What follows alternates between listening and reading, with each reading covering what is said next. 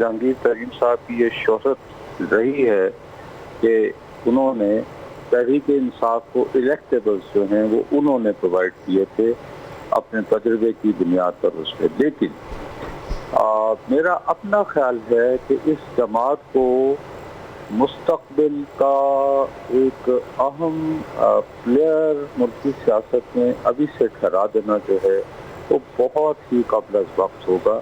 ٹھیک ہے کہ جہانگیر ترین صاحب بڑے تجربہ کار ہیں، الیکٹیبلز کچھ بھی جانتے ہیں، ان کے پاس پیسہ بھی ہے، ان کی جنوبی پنجاب میں اپنی ایک خاص قسم کی یعنی روٹس بھی ہیں.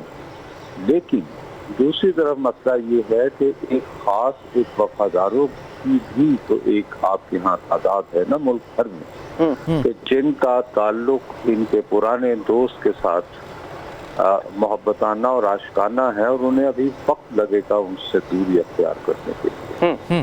تو یہ لوگ جن کو اکٹھا کر رہے ہیں، کیا یہ ان کی دانش میں جو ان کے سابقہ دوست کے ابھی تک وفادار ہیں تمام تر ہو جانے کے باوجود اور دل سے چاہتے ہیں اور سمجھتے ہیں کہ وہ شاید درست ہیں، کیا یہ تمام افراد جو ان کے اکٹھے ہو رہے ہیں وہ ان کی نگاہ میں غدار تو نہیں ٹھہرائے جائیں گے؟ یہ تو نہیں تصور کیا جائے گا کہ انہوں نے برے وقت میں اس سماج کو چھوڑ کر وہ جہاں پناہ دی تھی. تو عام طور پر ایسی بات جو ہے وہ ووٹر پسند نہیں کرتا ہے جو ڈیڈیکیٹڈ ووٹر ہو کسی خاص شخصیت کے کسی خاص جماعت کا. یہ ہے تو اس لیے اس وقت فورن ایکسائٹمنٹ میں یہ فیصلہ کر لینا کہ جی جو آج جماعت بنی ہے یہ آئندہ انتخاب کے اندر ایک اہم کردار ادا کرے گی، میری دانش میں یہ بہت بہت قبل از وقت یعنی کہ درجہ ہوگا. ٹھیک ہے نصرت جاوید صاحب ہمارے ساتھ ہی موجود رہیے گا. ضمیر صاحب اگر آپ مجھے سن پا رہے ہیں تو سر وقت کے ساتھ ساتھ ہر چیز بدلتی ہے، تو کیا دیکھ رہے ہیں پاکستان کی سیاست کا جو طریقہ کار ہے وہ بھی بدلا ہے؟ سانے 9 مئی کے بعد سیاست تو یکدم پلٹ گئی ہے، تو کیا دیکھ رہے ہیں تبدیلی آ گئی ہے زیادہ والی سیاست میں؟ یہ جس طرح بھی نصرت جاوید صاحب نے بھی کہا ہے، یہ $1 ملین کوسچن ہے کہ کیا واقعی ہیوی ویٹس پہلے تو جس طرح لائے تھے کیا اس دفعہ بھی آئیں گے ان کے ساتھ کہ نہیں آئیں گے؟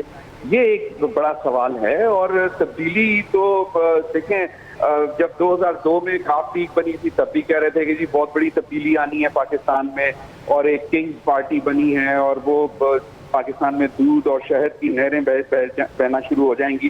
آج بھی جہانگیر ترین صاحب نے کہا ہے کہ ملک کی ترقی کے لیے ہم نے یہ نئی پارٹی جو ہے بنائی ہے اور اس میں ہم کام کریں گے.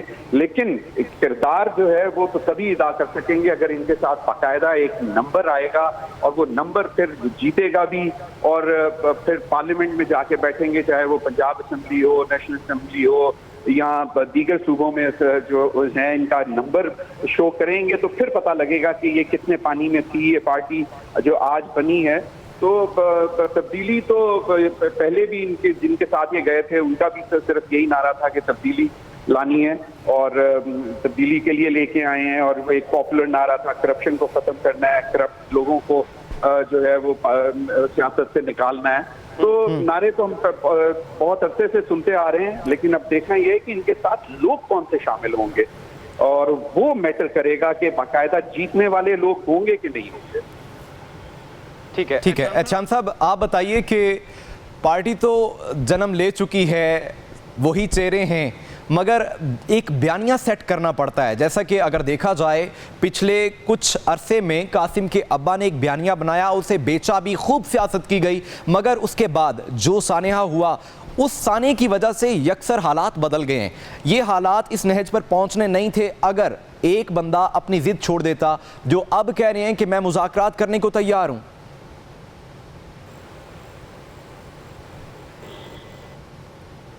احتشام صاحب آپ مجھے سن پا رہے ہیں؟ نصرت جاوید صاحب سے بات کرتے ہیں.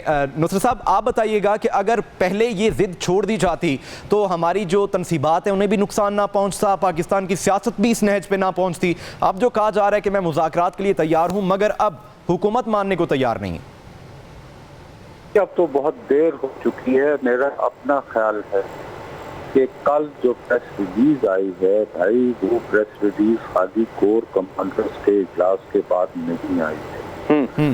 اس کانفرنس میں کمانڈرز کے علاوہ فارمیشن کمانڈرز بھی تھے۔ اس کا مطلب ہے کہ یہ پاک فوج کی طرف سے ایک کمپریہنسو سٹیٹمنٹ آئی ہے۔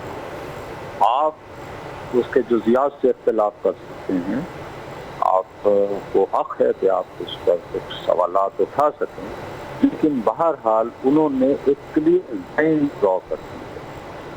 اب یہ کلیئر لائن جب ایک اتنے کمپریہنسو وے میں لائن جب ڈرا کر دی جائے میرے بھائی، جب لکیر کھینچ دی جائے، تو اس کے بعد تو مذاکرات کی اس وقت تک گنجائش نہیں ہوتی جب تک فریقین میں سے کوئی ایک اپنے مقصد کے حصول میں مکمل ناکام ہو کر ہتھیار ڈالنے کو آمادہ نہ ہو۔ تو وہ صاحب جن کے بارے میں یہ اسٹیٹمنٹ آئی ہے، وہ تو بلکہ خوشی کا اظہار کر رہے ہیں، ابھی بھی اپنے آپ کو اس دنیا میں وہ کہہ رہے ہیں کہ اچھا ہوا میری جان چھوٹی ان لوگوں سے جو لوگ جہانگیر ترین کے ساتھ گئے ہیں۔ میرے پاس تو ایک ایک حلقے میں 7-8 بندے جو ہیں، ہاتھ باندھے جو ہیں، وہ ٹکٹ کی خواہش میں مبتلا ہیں۔ تو اس میں آپ سے کیسے آپ ایسے مذاکرات کریں گے؟ میرا نہیں خیال کہ وہ صاحب ابھی بھی ریئلائز کر رہے ہیں کہ کل کی جو پریس ریلیز ایشو ہوئی ہے اس کی سنجیدگی کا کیا عالم ہے، اس کی تلخی کا کیا عالم ہے، اور اس نے کس نوعیت کی لکیر ٹھیک وہ ہے فی الوقت I don't think کہ he is fully comprehending that. I am sorry to say this. ٹھیک ہے نصر صاحب ہمارے ساتھ ہی موجود رہیے گا۔ فردوس عاشق اوان صاحبہ وہاں پر موجود تھیں، انہوں نے کیا کہا ہے آئیے وہ سنتے ہیں۔ قائد اعظم نے پاکستان بنایا تھا اور ایک تحریک تھی اس وقت جو قیام پاکستان کے لیے چلی تھی۔ آج جو ہے آپ کو پوری پاکستان کے معاشرے کے اندر یا ملک کے اندر جس طرح سے پولرائزیشن ہے، جس طرح سے عدم استحکام ہے سیاسی محاذ پہ، آپ کا معاشی محاذ پہ، تو اس استحکام کو، عدم استحکام کو استحکام میں بدلنے کے لیے اشد ضروری تھا کہ یہاں پہ آپ آگے چلیں، ماضی کو بھولیں، لوگوں کو اکٹھا کریں۔ نفرتوں کے بیچ جو ہے وہ اتنے بو دیے گئے ہیں، سیاسی مخالفت جو ہے وہ عداوت میں بدل گئی ہے، اور ہمیں یہ دیکھنا ہے کہ آپ جو ہمارا سیاسی مخالف ہے وہ نظریاتی اختلاف رکھتا ہے ہم سے کسی کی ذاتی دشمنی نہیں ہے۔ ہمیں پاکستان کی جو جمہوری روایات، جمہوری کلچر اور جمہوری سوچ ہے اس کو آگے لے کے چلنا ہے، اور یہ پلیٹ فارم جو ہے یہ پاکستان سے پولرائزیشن کو ختم کر کے آپ کے، میرے یا کسی اور کے نہیں، ہم سب کے پاکستان کو ایک اپنے پاکستان کے نعرے کے طور پہ آگے چلایا گیا یہ پلیٹ فارم، اور انشاءاللہ ہمارا خواہش اور کوشش ہوگی کہ یونائٹڈ پاکستان جو ہے وہ اس ملک کے اندر ترقی، تعمیر اور خوشحالی کا باعث بن سکے۔